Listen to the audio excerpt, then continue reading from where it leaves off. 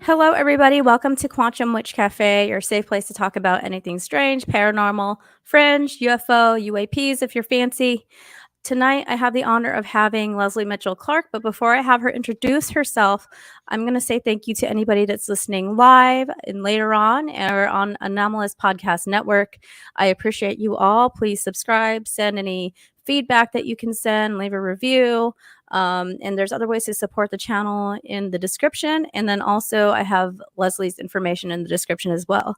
I'm going to say hi to Diesel Girl. She is always here. Thank you so much, Diesel Girl. You're amazing. So Lesley, let's get started. Who are you for those that don't know, and what do you do? Well, first of all, good evening, Priscilla. I'm so pleased to be here with you. I've been looking forward to this all week, and I'm just honored to be here and to be able to communicate with your dear peeps who tune in and other peeps as well.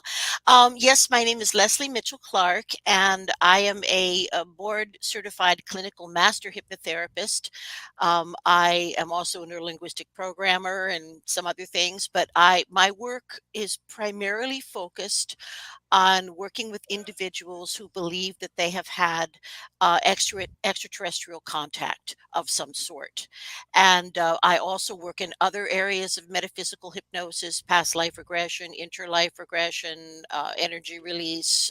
And I am also an author. My recent book is called Intersections, and working on a new book coming up not too long from now, I hope. And I'm also the host of a long running chat show called Contact TV, formerly Contact Radio. So I do something a little bit like this as well. So Awesome.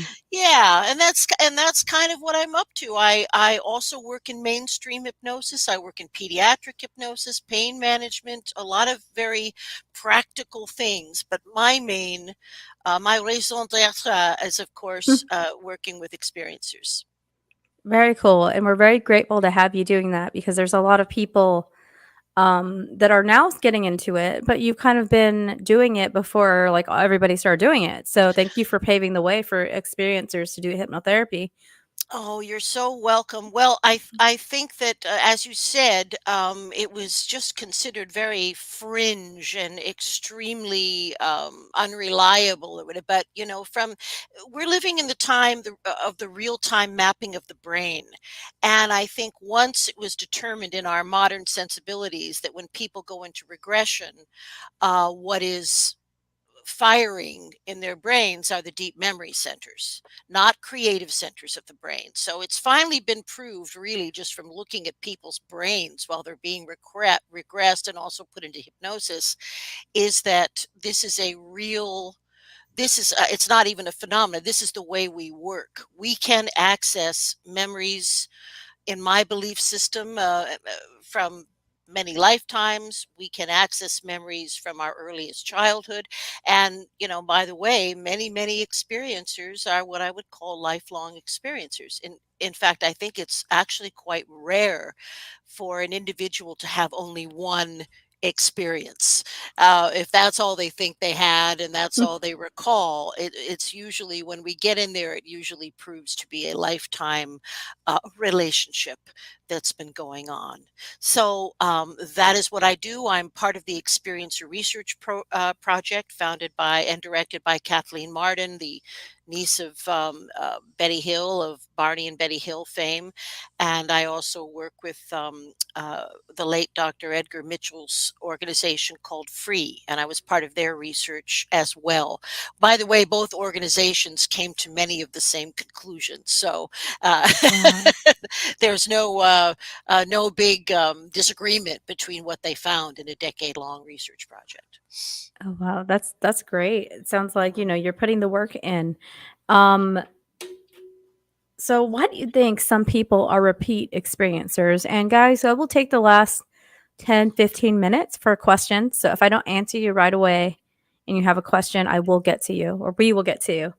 So why do you think so many people are repeat experiencers? Well, as I said, I do think that most experiencers are lifelong experiencers or repeat experiencers, as you said. And I think that the reason that certain people are on the on the radar is something that all experiencers seem to exhibit on some level, which is increased PSI abilities, increased psychic abilities. My feeling about that is that the language of most beings that engage with each other, most sophisticated, evolved beings, is is telepathy. So Yes. I often compare it to say, say you're Jane Goodall and you're in the interior of Africa and you discover some new primate species. And in that new primate species, maybe, five of them have been able to form some kind of humanoid epiglottic throat structures and can actually speak and form words. So wouldn't you spend your time, if you were researching these beings, communicating with the ones that could form words? I think it's a little bit like that.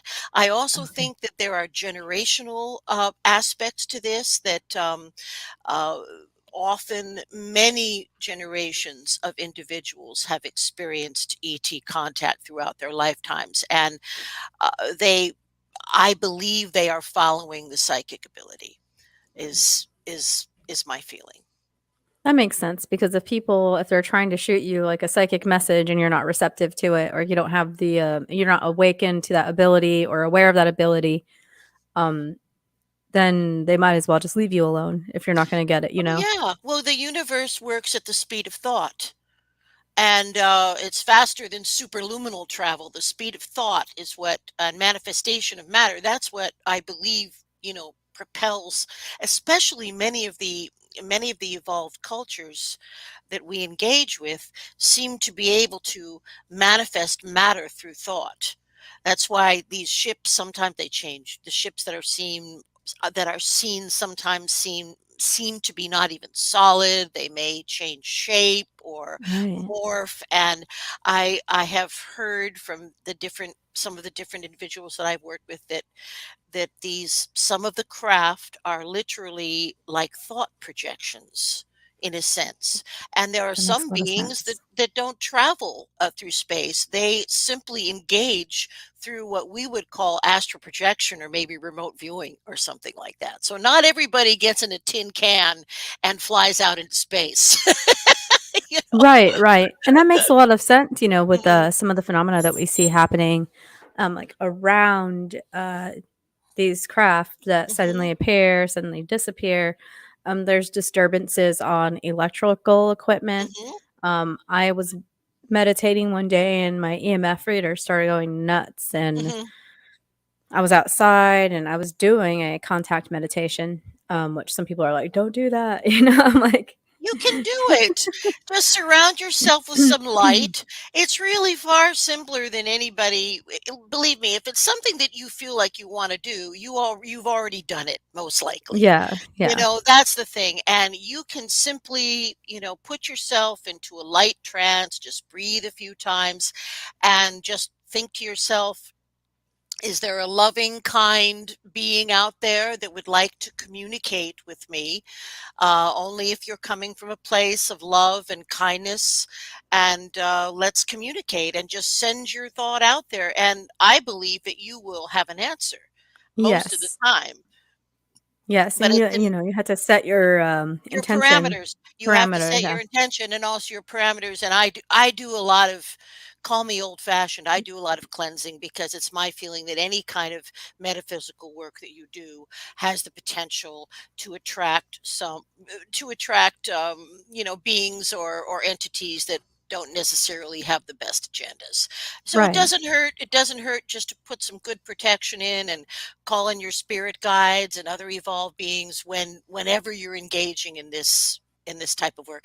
I mean, I do it with all hypnosis, but people don't know. I don't, Right. I, I don't run around saging, but I do in my mind generate white light around the room. And And that's all you need. People, yeah. get attached to like plants and crystals, and they're beautiful to have, and I love them. We're ritualistic people, or Mhm. humans are ritualistic, so we like having little things to do. But Yeah. when you're in a bind, like, what if you're just caught up in the middle of nowhere? I don't know how you get there, but, you're in the middle of nowhere and Yeah. you wanna meditate, So you have to be able to use your own energy and the energy around you to protect Mhm. yourself. We have Um, everything that we need. We are far more evolved than we give ourselves credit for. We just have global amnesia. We've forgotten who we are. We have forgotten who we are. We have forgotten about the supercultures that existed right here on planet Earth. But in our time, and certainly in your time, I'm an old fart, but certainly in your time, many of these things are going to be realized for the true history that they represent. I was actually on Facebook today, of all places. The mayor in I think it's southeastern Turkey where Göbekli Tepe is, oh but wow. the mayor, of this Turkish mayor, completely accepts that Göbekli Tepe, which is one of the most confounding archaeological mysteries, was certainly put in place by ETs. He believes that, Yeah. and so does everybody else. And we So many now people that study it believe that. Oh gosh, yes. And we now have more sophisticated ways of dating things, and we're using LIDAR and other things that we didn't have before. And I mean, to be honest, human beings have been walking on this earth for probably 650 million years. A lot, Yes. a lot longer than anyone had previously thought. I think it's the Mayans that say we're in the fifth age. Yeah. I mean, obviously, when the dinosaurs were wiped out, I think that was a meteor shower. There was the Great Flood, of course, which was a worldwide event caused by Right. global warming, and a shift in the. It was big Oh chunks no, of. I believe you. I'm Yeah. laughing because in my own head, I'm like, and there's people that don't believe in global warming, like Oh yeah, the Upper Peninsula of some states. That, oh my god, the state's blanking. Somebody got snow today, yeah, and this is my friend. She's in Michigan, up in the yeah, in the UP, and she's yeah. like, "What is going on?" She got like a She's dusting of snow, and if it's a cycle, cool, but it's a real thing either way. Like whatever people are thinking, if it's not real, have you checked your weather this month? Like, Yeah. It's have you it's looked at the crazy. evidence of like the water wearing around the Oh Sphinx yeah. that they talk about? Oh They're my like, God. like, so Graham Hancock was right. The Sphinx lived through a traumatic water flood event, and yeah, is far older and didn't have a human head on it. Most likely it was made perhaps a lion head, or I mean there's a lot of different schools of thought about what was there originally, but it was certainly larger. It's been whittled down yeah, into Cheops or whoever, but it wasn't intended for that. Yeah, all kinds of stuff is. And also because the water levels have now decreased so far. After the Great Flood, the oceanic levels were 300 feet higher than they are now. And now they have discovered there's something like 250 ancient cities in the subcontinent in India that are just literally just off the coast but have never been seen before. I mean, insane. cities that make one that are so elaborate, it really starts to give credence to the idea that that certainly the great sagas in the Hindu Mm. religions may very easily have been about actual beings that lived Yes, that yes. lived that lived amongst the population. And So all those beliefs tie back into what people are like, I'm gonna quotate, learning now, what they're discovering. But if you read some of the ancient texts, like the Vedas, they're mhm. actually describing what we now know is quantum physics Oh yeah, theories. And the Dalai Lama actually wrote a book about that. And if you know me, you're probably sick of me saying it, but you have to read the book that the Dalai Lama wrote. He went and hung out with some physicists and has done so like consecutively year after year. yeah, And he's like, yes. "Oh, well, you're talking about this. Well, we learned this as and it's the same thing. The And those ancient books are so old. Like, how do you? And people just discount that. Well, it's deep antiquity, and they're written in Sanskrit, arguably the first organized language, probably the language of the Anunnaki. It's the first really organized language, and there are elements of Sanskrit in the world's most ancient Okay. languages. In Ireland, all Gaelic has Okay. Sanskrit in it, lots, Okay. and it's various populations have maintained Sanskrit elements in their language. But I think that all of this is going to become much more apparent, and I think in a way that the beings that generated us, and I'm a big follower of the work of Zachariah Sitchin, so and nobody has to accept. I leave that open to. I'm not being dogmatic, but in my way of thinking and aligning with the work of Zachariah Sitchin, I believe that we were kind of the island of Dr. Moreau style. We were in fact upgraded from probably some type of Denisovan or early hominid like that. Yeah. And you know something that's really interesting, Priscilla, and this is one of the things that really tells me that we are not a naturally evolved being. In human beings, as we know them, Homo sapiens sapiens, what we are subject to over 3,000 possible genetic errors. I mean, that's a lot. We are subject to at least 3,000 things that can go wrong with our genome. Now, no other animal, be it mammal or reptile or avian, or no other animal on this planet is subject to anything like that. Unless, of course, we're talking about animals that have been subject to pollution or that have Right. caused We're genetic messing with that changes. we're Yeah, genetically engineering. right. Poor That we're things. Yeah. genetically engineering now, but we have some we have we're not the genetic modeling was imperfect. It was imperfect.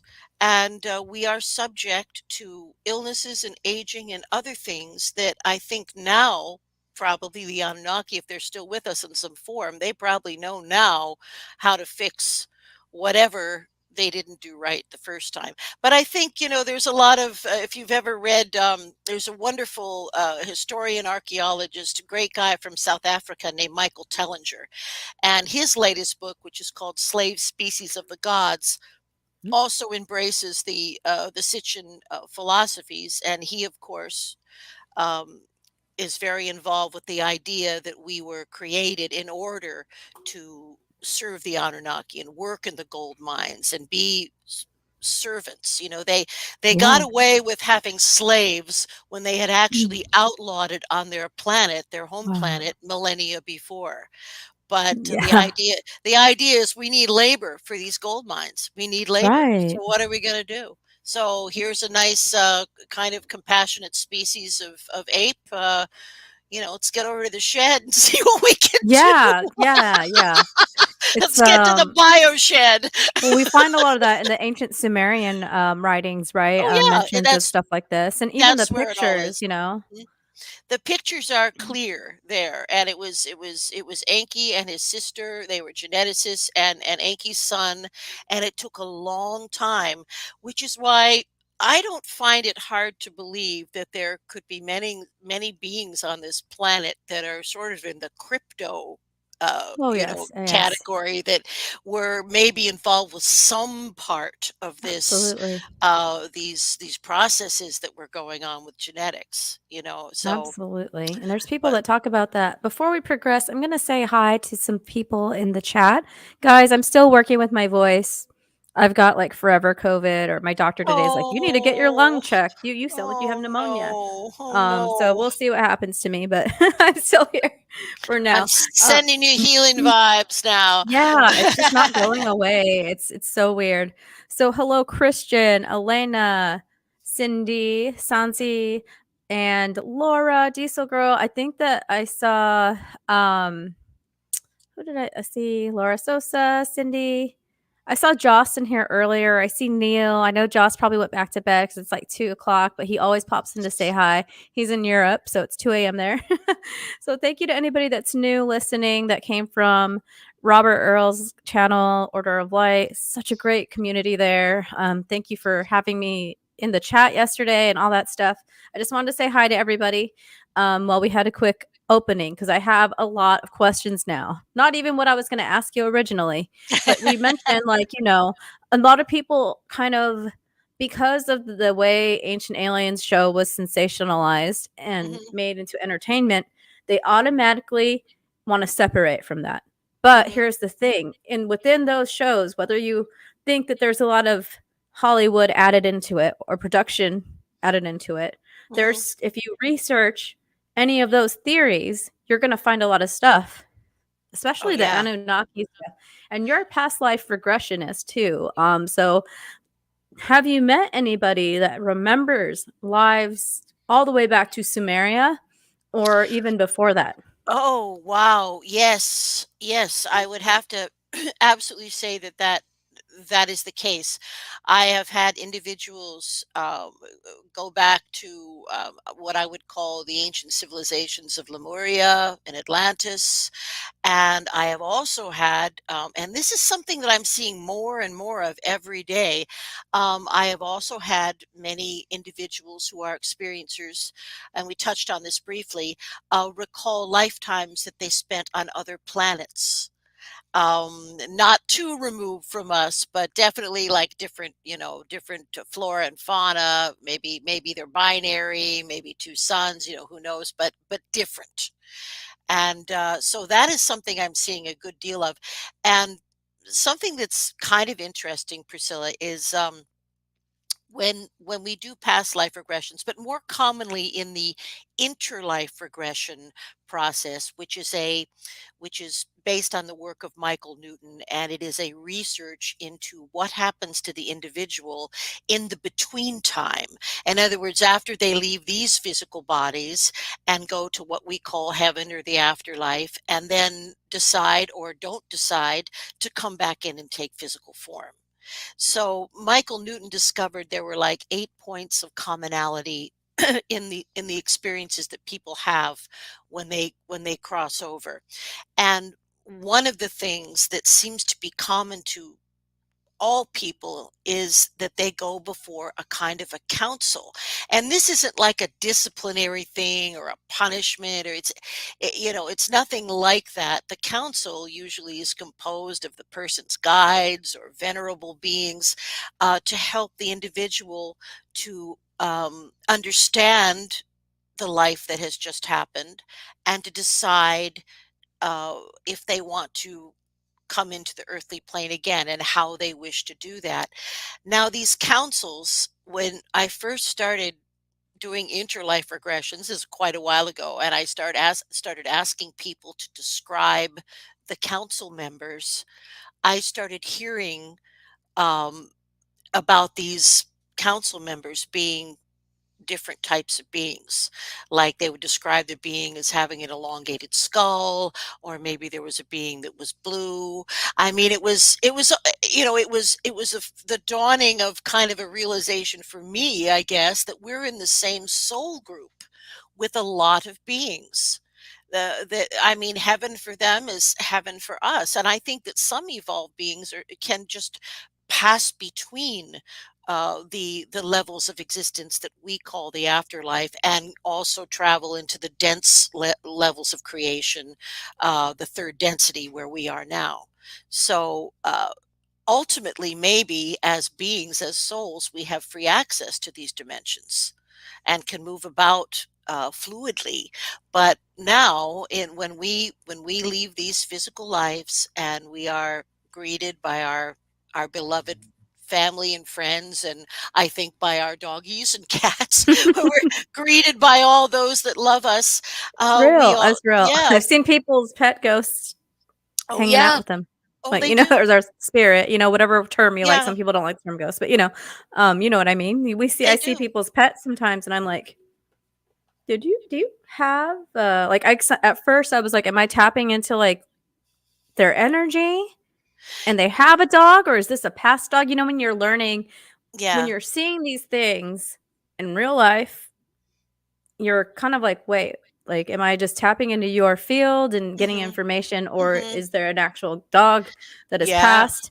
And if you ask them, I mean, this woman, for example, I saw like a chocolate lab looking thing, and it was like a mixed. I was like, "Do you have like a mixed brown dog that's kind of chocolate lab?" She's like, "Dental hygienist. I probably shouldn't have done it as a dentist, you know." But she's like, that's my dog. He passed away. I Yeah. was like, oh my goodness. Well, he's still hanging out, by the way.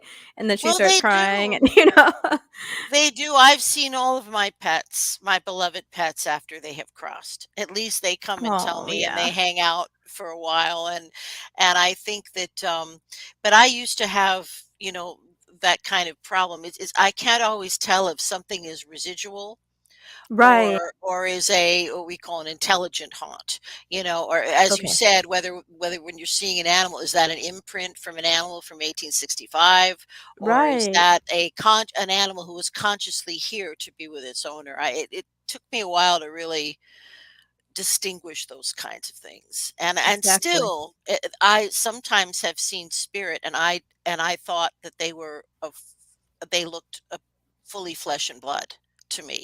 Yes, I yes. have had that happen too. When I was at I'm in Toronto, and I was at a very well-known pub, and I was just sitting there getting ready to order, and I looked up and I saw a waiter, I mean, as physical as you can imagine, a big beefy guy with a bald head, and he had those garters on his sleeves, to keep, Yeah.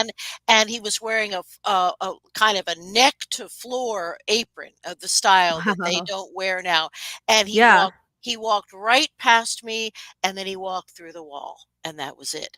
But I thought, my mind was telling me this is a physical person, Yeah. and I swear I even heard his steps, and he just went right across, and now I that seemed like an intelligent haunt to me. That seemed like somebody who wanted to be there and wanted to show Right. themselves to me, on Right. some level. And I later found out that building was so old and had been a hotel and pub for so long that the area where I was sitting had a ladies' entrance, because that's unescorted ladies could go into a pub, but they had to use a separate entrance to Oh, go okay. in. And so he was taking care of the ladies section. That's what he Oh, was doing. wow. That's awesome. Yeah, isn't that It's kind of funny? fun, right? You know, Yeah.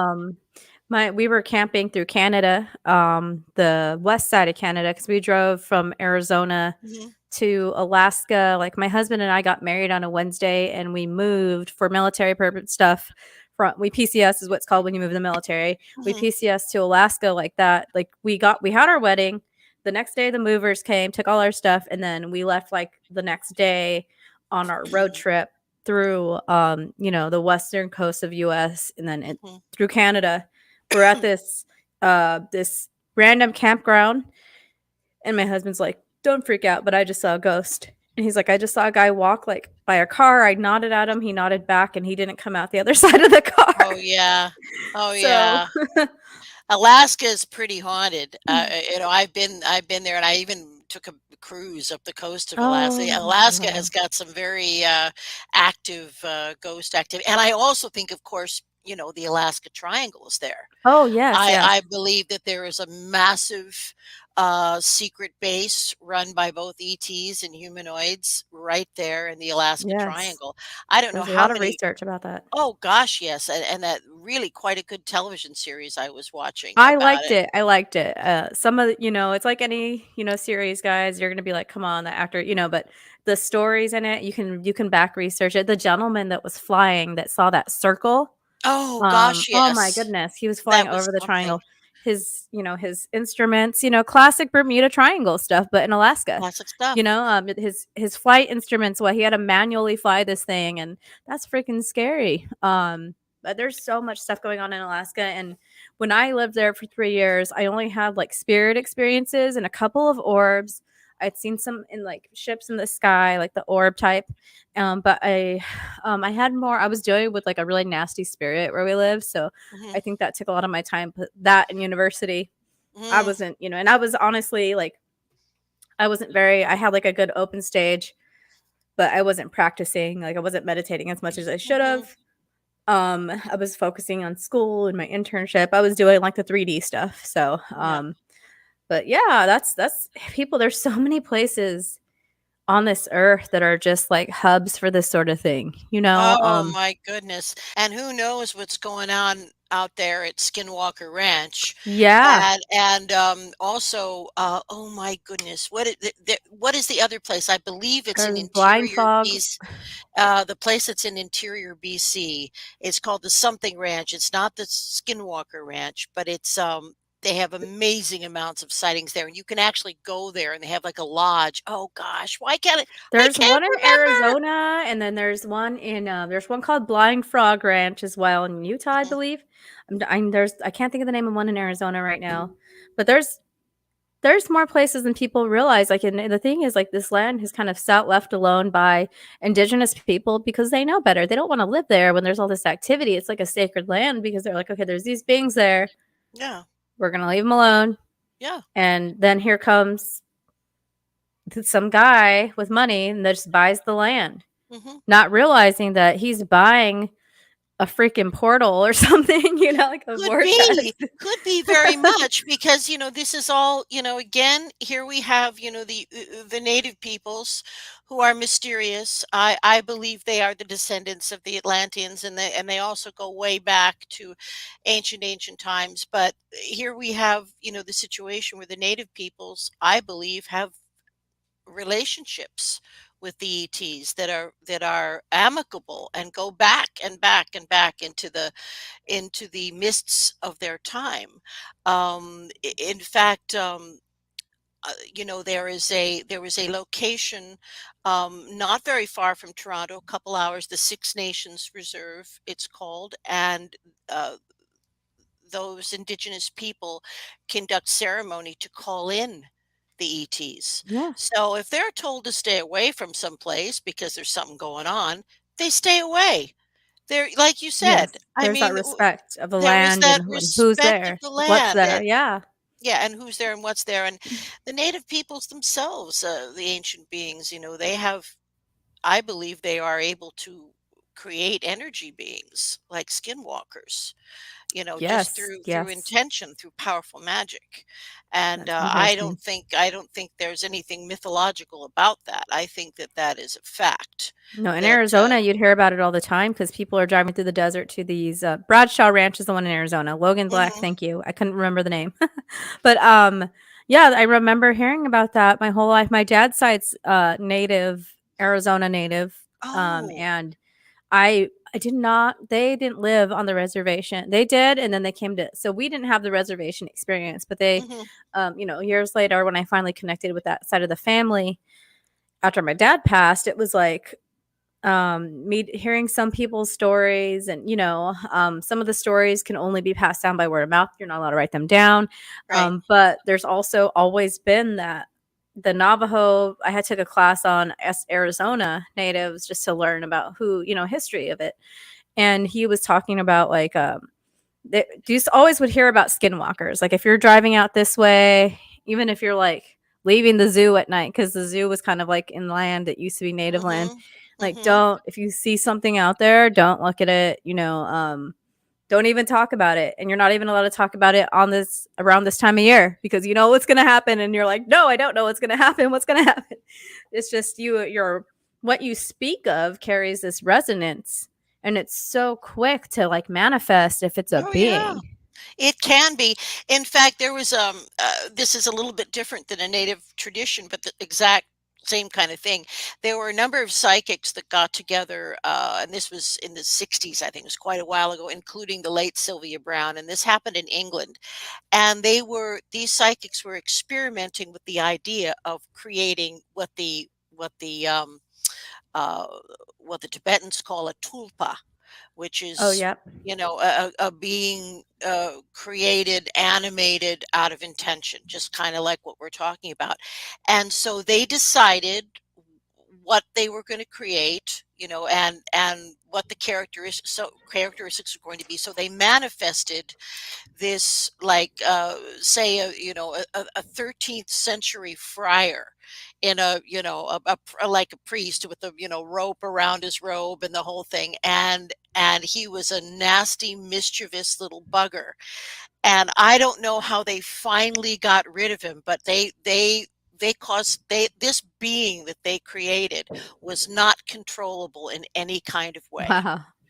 and did all kinds of pranking and kind of like Yeah. poltergeisty The stuff, and trickster. Yeah, a trickster spirit. trickster. I think they finally dematerialized him somehow, but oh my goodness. So, and this was just, here we got a bunch of, Anglicans and Catholics, Right. what have you, just without any I'm religious sorry. I'm thing. just picturing these Catholics, you know.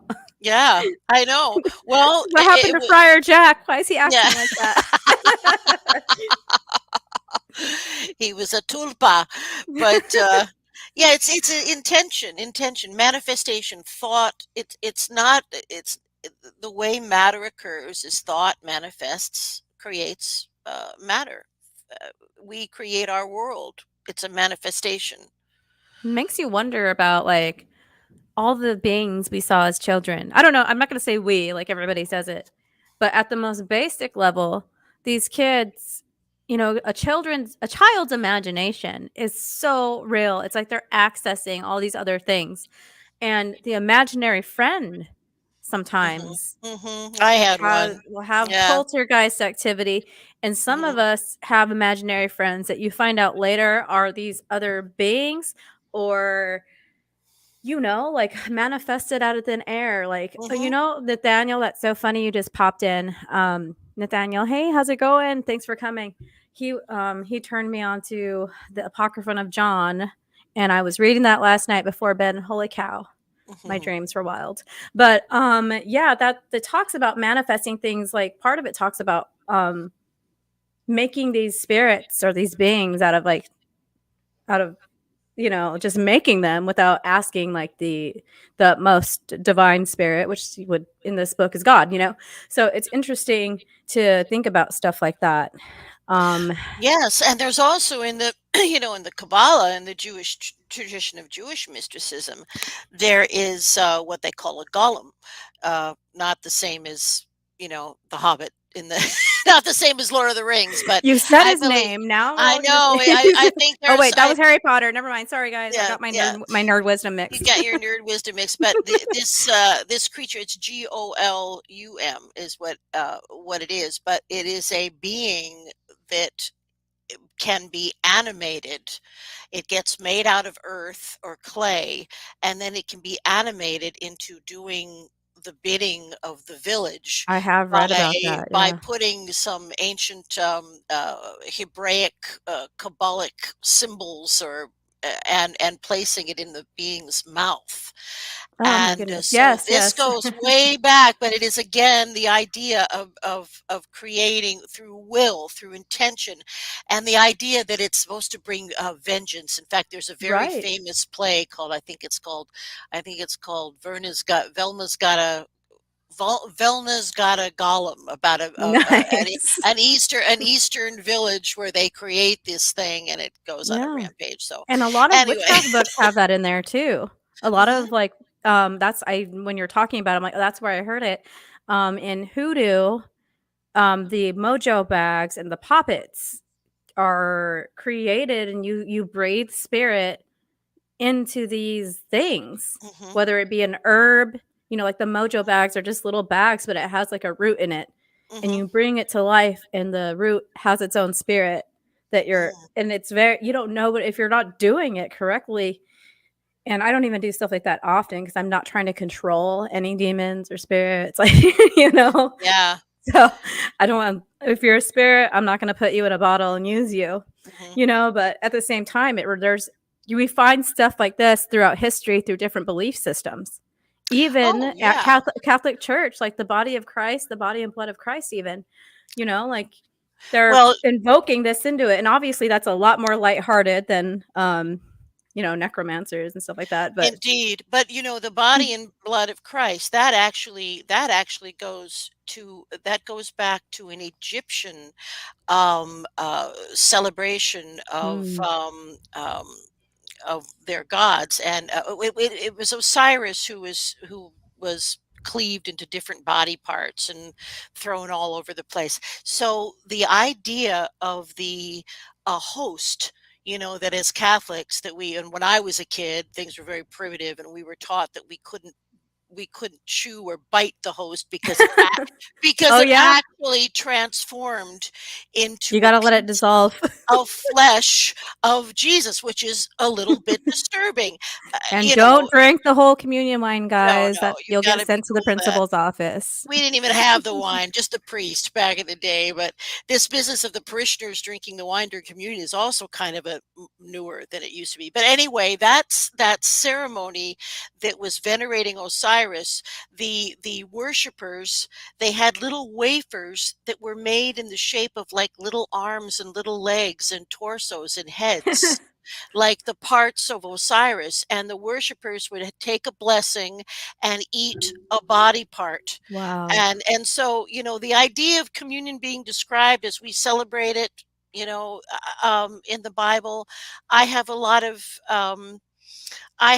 of questions about that. I don't think Jesus really described it. Do this in memory of me. That could have been. That's Yeah. pretty I wide don't know. open. I'm I think we're as you said, we love ritual. We yes. love ritual, and some rituals have been so strong in our culture that they have survived in some very strange ways, and Holy Communion is one of them. It is the residue of an Osiris worship. Interesting. Um yeah, I grew up Catholic with a grandma that was doing sneaky spiritual medium stuff on the side. So, um like the egg cleanse where you take like the egg and you're like Hmm. you throw it in water and see how many people are hating on you basically. Yeah, I already caught my grandma did that to my great grandma. I'm like, what are you guys doing with the egg? And I was super little and they're like, mind your own business. I was like, bye.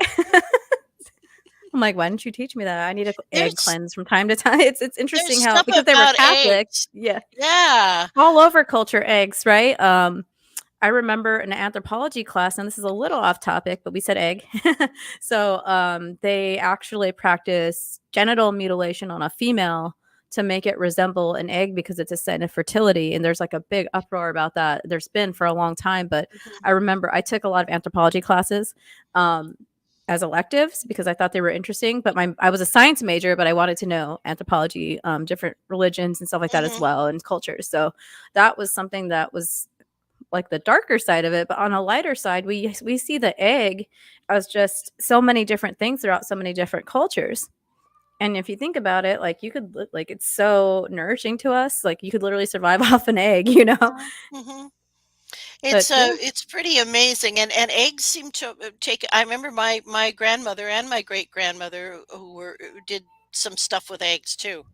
So I guess that is and the natural elements must be very powerful yes, when absolutely. you're working with them, I would imagine. But as far as the Catholicism thing, I mean, really, the great being raised as Catholic, but the great one of the ways that the Catholic Church really exceeds is they're great marketers. And they were Yeah. able to take all the primary pagan holidays and attach them to Christian worship so that they didn't have to fight with the people. I mean, the people could still have in Ireland, they could still have their Samhain, their fall festival, but it becomes attached to All Saints Day. All Saints Day. Yep, I remember dressing up as Right? my favorite saint. Yeah, that's right. And that is really All Hallows Eve, and it is a mystical time that is celebrated by every pagan culture. So they didn't fight the having the holiday; they just switched it up.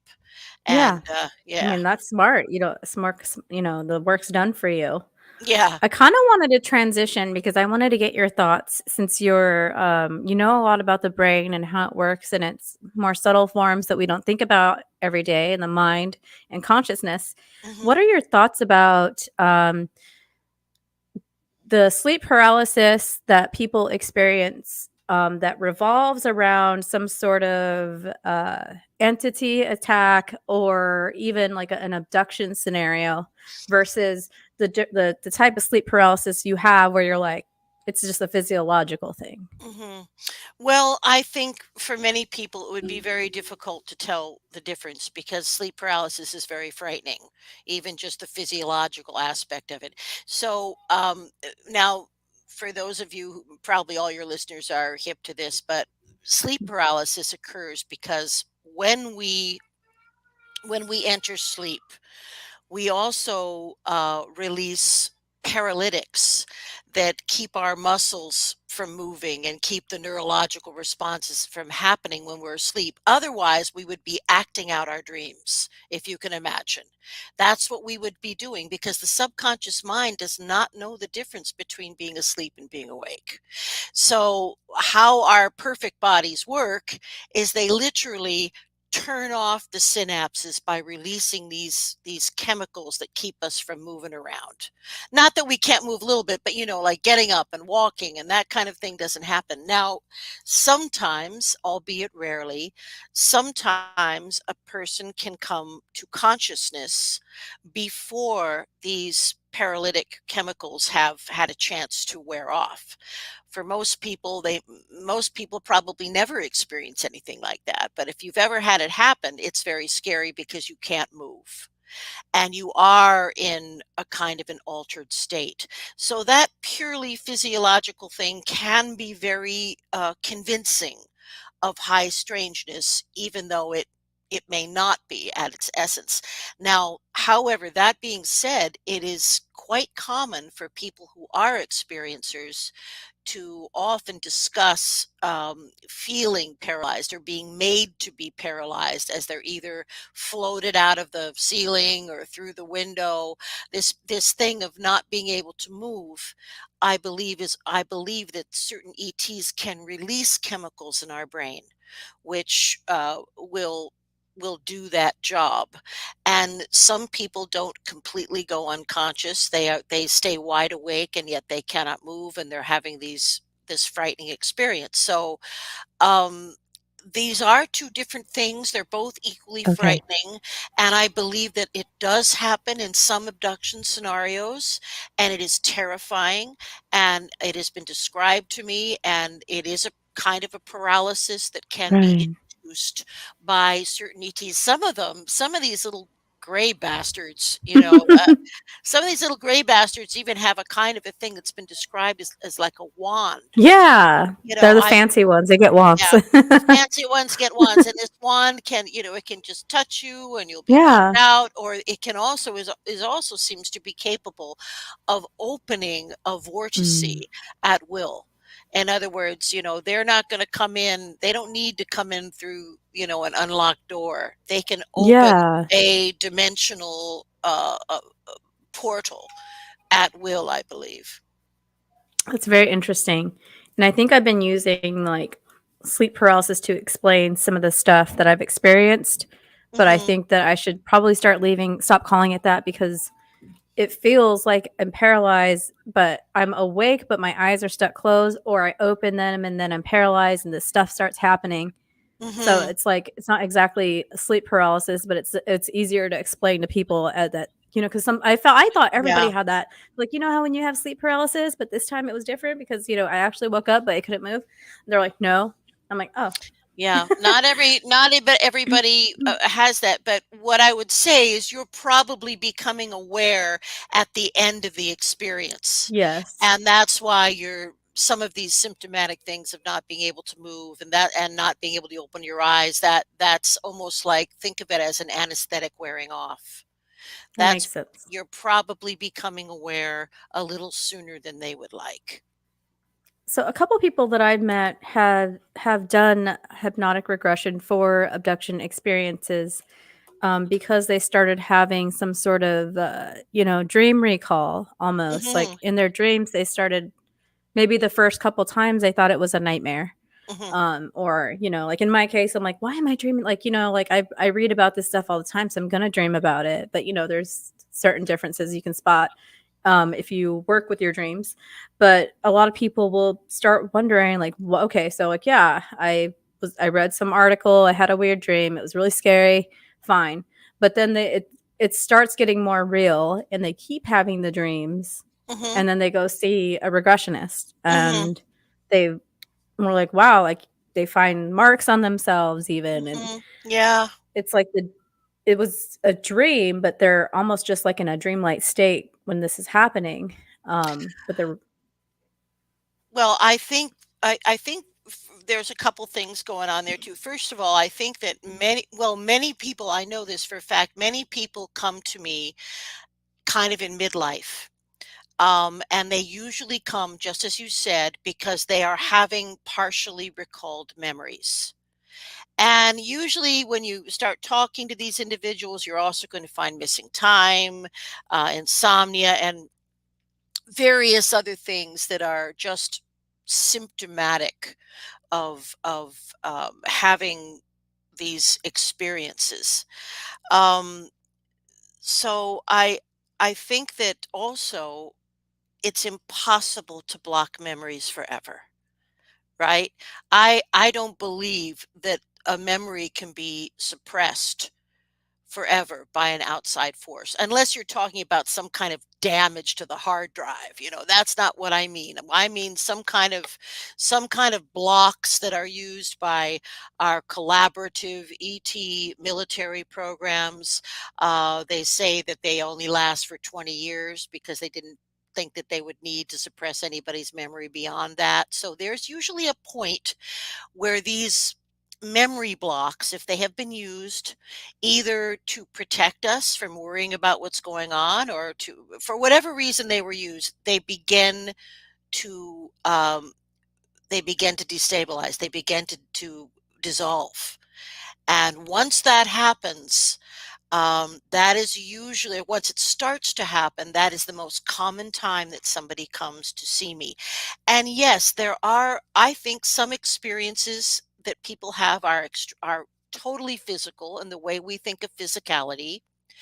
And what I also seem, and this is again supported by the research that everybody that does what I do has been doing, what we seem to see is that eventually the experiencer doesn't need to be taken, or isn't taken anywhere, or at least not very often. And most of the experiences happen in the etheric body naturally, like a kind of bilocation. Yes. That was And my there are, next question. yeah. So, yes, Yeah, please that's talk what about they're that. Yeah. doing. And that sometimes they are collaborating, they're working on different projects with ETs, or ETs and humans, other beings that are projecting themselves and are in an etheric form.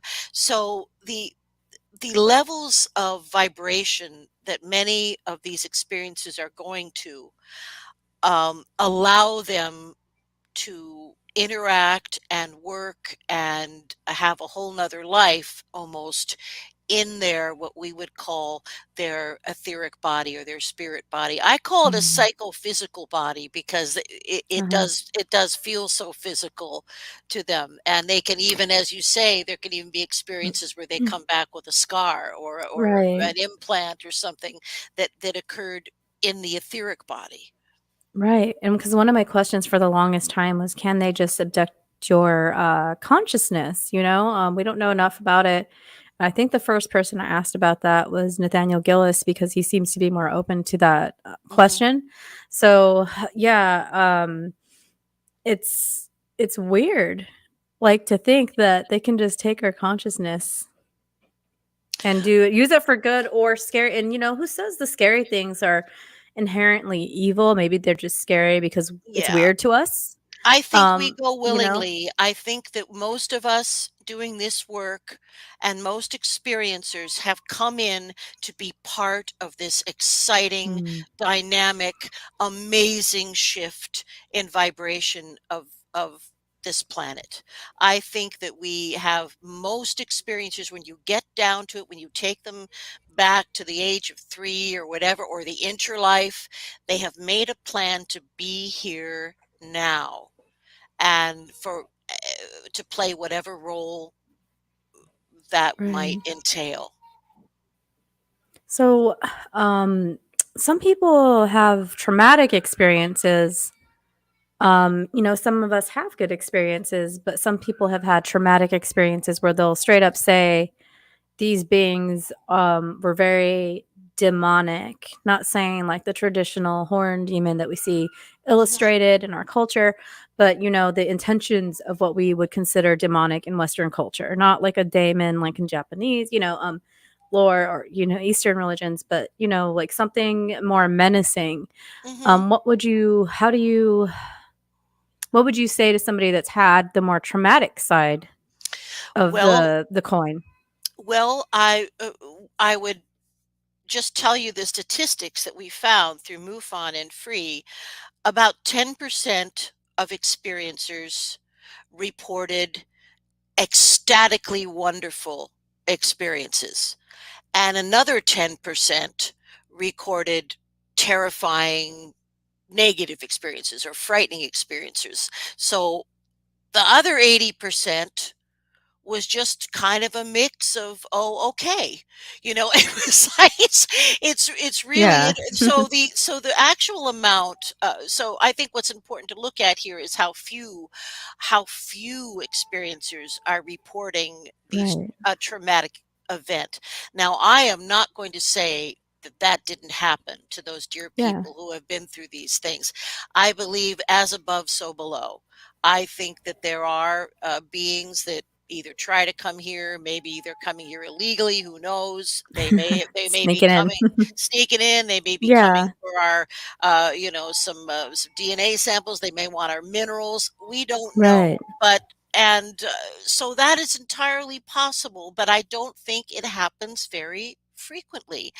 And also, I would say that some people are terrified by reptilian beings, and there are many good reptilian beings, and it's just such a mind-blowing idea for some humanoids that there could be a bipedal sophisticated humanoid-like being that evolved directly through the reptilian line rather than the mammalian line.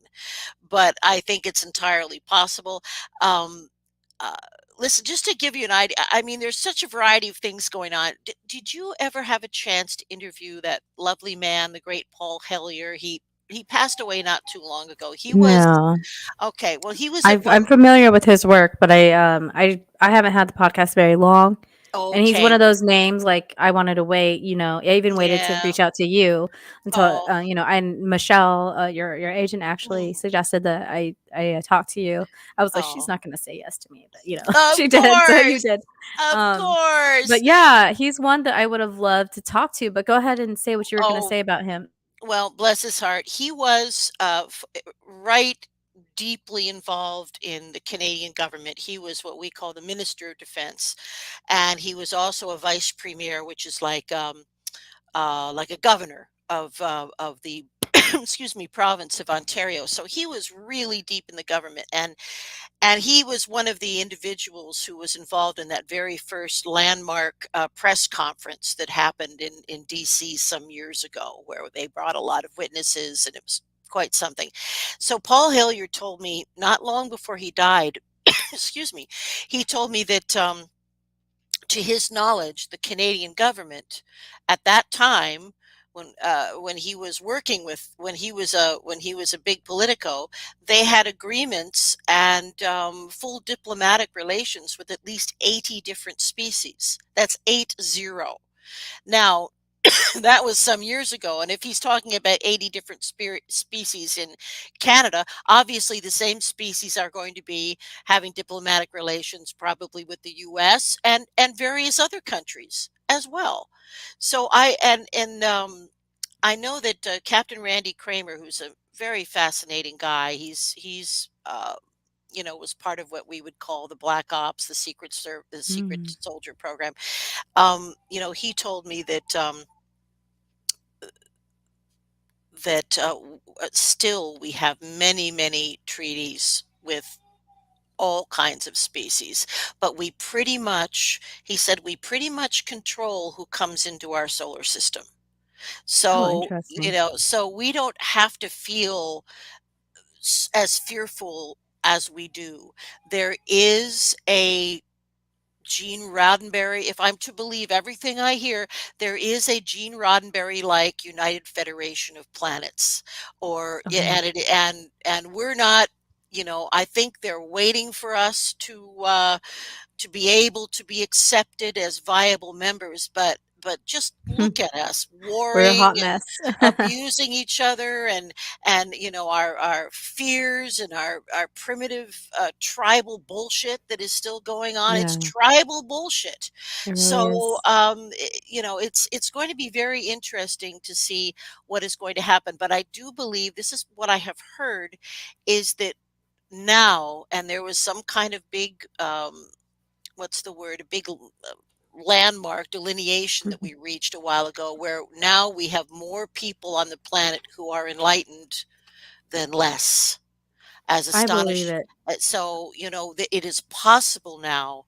A shift of consciousness is now possible. But, we're dealing with a lot of old boys clubs, and a lot of Yeah, old that's the farts, and thing. Yeah. greed and all of this stuff that people don't want to move ahead. They don't want free energy. They're terrified. They want, Right. Trump wanted to go back to coal. I mean, yeah, let's go down the mine, laddie. Go down the mine once again, laddie. For God's sake. So, Giving people black lung unnecessarily. yeah, more black Environment's lung. not horrible enough. Yeah. More black lung, that's what we need. Yeah, Oh we need my more god. dark smoke in the air. We need it more. Good Yeah, it's god. ooh, But, it's hard, It's hard living right now, and a lot of the people that are open are not even. I feel like it's so hard to be accepted as part of society when you even start talking about this. Like just last year, like before all the, government stuff came out, and mhm, there's the camp of, oh, we're not going to wait for the government, because I do think that we have disclosure in our hands that are not government, yes, but it's that's right. still some people need the government to acknowledge it for them to open their mind to the possibilities. So it's just like everybody has a role, but it seems like if you're in the enlightened camp, or you're opening up spiritually, or opening up to the energies Mhm, around you and what's happening, opening up to the possibility how connected we are, people laugh at you. They don't want to hear that. They want to hear they want to hear things that they can hold, about things that they can hold in their hands. They want to mhm. hear about things that can be proven to them. And Well, unfortunately, those in power, like you said, are the old boys. Like they want their money. They're not going to give up their yeah, money, they want their like money, those crusty old dudes, they so want it their makes money. it seem like people aren't waking up Yeah. to. They will. Those old guys are dying off, and so are their philosophies. I have a lot of faith in the young people. They hate elitism, and they're They very do. active in saving the planet and in nature. I think I have a lot of faith in the kids coming up now. And after all, free energy is a reality. We had it before. The pyramids, or the artificial mountains, as the Sumerians called them, they were part of a massive power grid that existed all over what at the time was the civilized world. These pyramids in Mexico, they were all part of a global free energy system, harnessing earth energy. And Tesla experimented with it. He knew it was happening. That's what he wanted to do. He was shut down every time he turned around. That poor man. Yep. He, And his work's missing. A lot of his work is missing. his So work is missing, and they yeah, even went. yeah. And there was a rumor that it had been taken, by the Serbian government, and was in some kind of storage facility. And some researchers went over there, and they said, "No, we don't have anything." And but the poor man, yeah, his stuff was removed from his little I apartment. know. You It's so know, painful to think about, for me to think about how alone he was, or you know I what I mean? know, I know. A brilliant man, and because people weren't open to that type of thinking, I think that he may have, and people that are open to stuff like that are open to the energies around them, that are open to knowledge and beings that nobody else sees, Hmm. they come under, they have a lot of mental health things happening to them. Like Hmm. their mental health is hard to keep. like healthy. And Well, and the yeah. poor man, add addiction into that to cope with your brilliant mind that he's seeing the world completely different than anybody else is saying it. And it's just I get so sad when I don't know why I even care because he's gone, but like I get Well, so sad thinking about him alone dying like that, and the people just coming in and taking his stuff, oh, and it's awful. And, he didn't really have a balance in his life of yeah, family and support. And no. as far as I can tell, he was sort of a lone guy out there, whereas even, Einstein, was a womanizer and had been married a couple Well, times, and but the he was, second he veered away, he was isolated again. Remember towards the end mhm, of his career when he started thinking outside of his own box, that's he very was like, true. he's like, I'm just like an old man in socks. I can't remember the exact quote, but Hmm. he that stuff only lasts for so long. And I'm sure Tesla was pulling in the ladies, he's a poet, but at He the would same have time, been quite a challenge, I'm sure. Quite a he challenge, was like but a modern rock star. The rock stars yeah, now, like, people are like, they're a hot mess. But he yeah, it was. really hurts. It just hurts my soul to know that the poor man died so tortured. Very much like Edgar Allan Poe. Hmm. Um, and it's just different times, different things, but like Indeed. Tesla was like a science poet, and we have Edgar Yeah. Allan Poe that I think about too, and he was just like a poet, and they both lived in these almost like they had like one foot here and the other foot in another world Hmm. or another dimension, and they're trying Hmm. to tell people about this. And how lonely is that? Because most people aren't receptive, and I think it's because of our online connection and because of all the isolation we were forced to have the past couple of years. We've found a way to connect virtually. We have. And it may not, I think that we really need to look at, the whole online thing, email communication, as a natural step. I think it may be that where we are right now, these things are like training wheels for becoming a telepathic society, which Yeah. is eventually what will happen. We're on the training wheels now. We can communicate almost with the speed of thought by choosing to log on at the same time, or by, Yeah. we are having these incredibly sped up communications, and this is part, I don't think it's a bad part. I think it's a part that every civilization has gone through. This Yeah. kind of thing. I do. Any evolved Well, think about civilization. what we're doing now. Like the phone was already the telephone, the old school telephone when it first came out was revolutionary Mhm. to begin with. But now we're seeing each other. I could send you healing energy if I wanted. I could burn some sage right now and give Mhm. it to you because Mhm. I don't think that these things abide by our rules. They're Um, non-local. They are non-local. The power of thought and the power of intention is non-local. And you can absolutely do that. If I couldn't do that, I couldn't work with people in hypnosis virtually through Zoom. it's true. I'm able somehow, where they're able to project their needs to me, and then I hopefully am able to give them what they need. But it's non-local. It really is. Yes. And when we first were so shut down, it was exhausting for me. I've never done so much hypnosis online. I've always done it somewhat because we've had Skype and a few of these things for a Right. little Right. while, but it certainly wasn't a big No. part of my thing. And No. And remember suddenly, Skype back in the day? You'd be trying to oh talk to God, somebody. it was the worst. It was just the worst. And I wouldn't do it because you'd be working with someone, and then the inevitable Skype would crash, the inevitable crash Right, would happen, right. which it always did. But what but what I found is, at first I thought, this feels like I'm sending my energy and it's crashing into the screen and not Yeah, getting through. But I just had to kind of, you know, refresh the way I was thinking about it. And when I started to think non-locally, it started to work better. yeah, And I stopped being so exhausted. I right. I, I somehow got it a little bit and didn't let You were in didn't, a didn't let the technology You're daunt working me. easy, like, you were doing less, like, work, like, in a way. Not like you weren't In a working, but sense, you weren't yeah, trying so hard to understand it, you were just exactly. doing it, and Just that's where letting we it run into flow. so much trouble, right? We wanna Yeah. know everything, like, I wanna know everything, and it will keep me up all night, so it's one of those things where it's just like, just chill and let things happen, you know?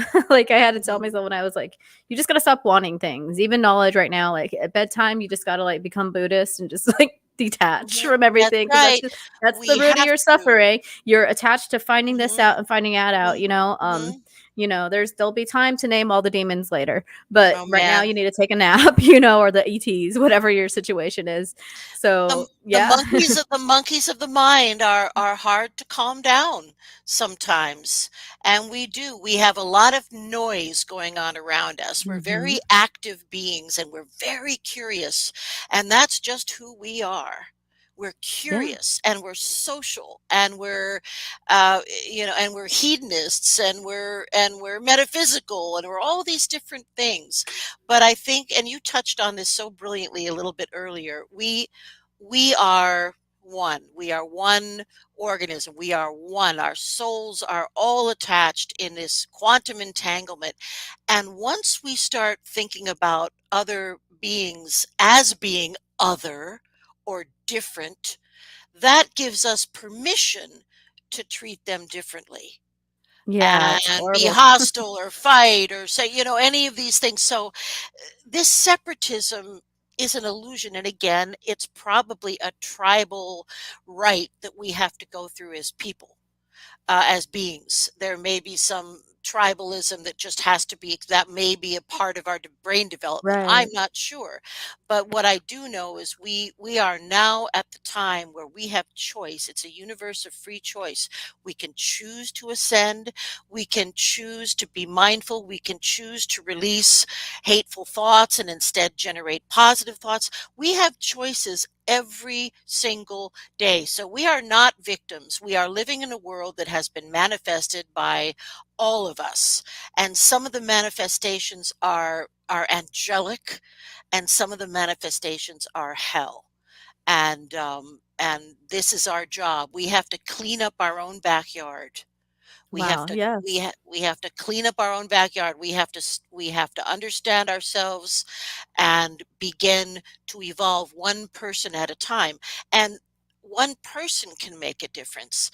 They did some amazing, at the Maharishi University did some amazing experiments about the power of meditation. And they have found that even if they had only a couple of regular meditators within a crowd, that the entire field would elevate Mm, around all of the that beings, makes how sense. many. So we can absolutely affect change. We do not need to spend time worrying about fear. And one of the things that is so important to me, and a message I just really wanted to get through today before we go, I know we've just got a couple more minutes, but Mhm. I wanted to I wanted to get the idea across that there is nothing to fear. Now, even if you have some recollections, and some of the things that you are remembering seem fearful, most likely, if you were to have a regression and go in there to explore, or even explore on your own by putting yourself in a meditative state, many people can do that. However, you explore, when you begin to really have a recollection of what actually occurred, it's it's probably going to be very, very different from what you thought. And because one of the big kernels of truth that we have found is that many of us, as I said earlier, doing this work are here by choice. But we lose sight of that when we're having our human childhoods. Yes. Well, thank you. That was actually a great kind of, ending commentary, and what do you have coming up next, Leslie? Where will you be next? I know you said you're working on a book, and definitely, like, my goal is to interview authors. Was kind of like one of my main goals for this channel. Oh, So, I wonderful. would love once you get your new book ready to come out. I would love to have you on I'd so you can love talk to. about that. And so, any closing thoughts besides that? That was great. Where are you going to be next? Are you going to be on any other podcast, or when's your next podcast? I have your website in the description so people can find Oh, you. thank you. But what's going on? The 2 episodes of Contact TV that we just shot, we have because we are in the studio with that show, but I had 2 wonderful guests. I had the wonderful Kathleen Martin, who I've been talking about, who has a new book out herself, and that was wonderful. And then we also had a animal psychic and meditation teacher and a psychic dog trainer Oh, wow. named Jesse Sternberg, and he was absolutely wonderful. He's an author as well. And so those are the most recent 2 shows, and they'll be coming up in the next month. They'll be posted to Very our cool. YouTube channel and on our various podcast platforms, however that works. I'm just saying podcast platforms because it sounds It's cool. just I don't everything know. turns into I don't know podcast. what the Yeah. hell it means. I mean, yeah, you're Just right. You're saying right. it 'cause It's the thing to say now. Because for the longest time I was and saying my and if YouTube it podcast thing. yeah, our thing. And one thing I would like to also say is that if you want to reach out to me, if you just something you want to tell me or ask about, you can always reach me by email at Lesley, Lesley, at lightworkhypnosis.com. And it may take me a few days, but I promise that I will get back to you and I will read your email, and I would love to hear from you. And even if you think it's a silly little thing, just ask me, and don't be afraid. Fear's the killer. There's nothing to be Yes. afraid of. Okay? Well, thank you so much, Leslie. I'll actually add your YouTube to the description so people can just find the link automatically. And thank you so much for coming on. If you guys are going to be up late tonight, like I am, at 9:30 Eastern, I have Lily Novick coming on. So I'll probably just take a quick tea and potty break, and then I guess meet me back here, guys, at 9:30 at Lily Nova's scheduled link or whatever it is. Scheduled broadcast. I don't know. I'm sorry, guys. I don't know. Whatever I it don't know is, the she'll thing. be here. She'll be At the thing. 9:30. I'll She'll be link it here in on my. the thing. I'll put it on my story so you can have the link. Thank you so much, Leslie. Hang out for a minute after, and thank you to everybody listening now, later in the future, in another dimension, wherever you are. Thank you so much for your support. Have a great night.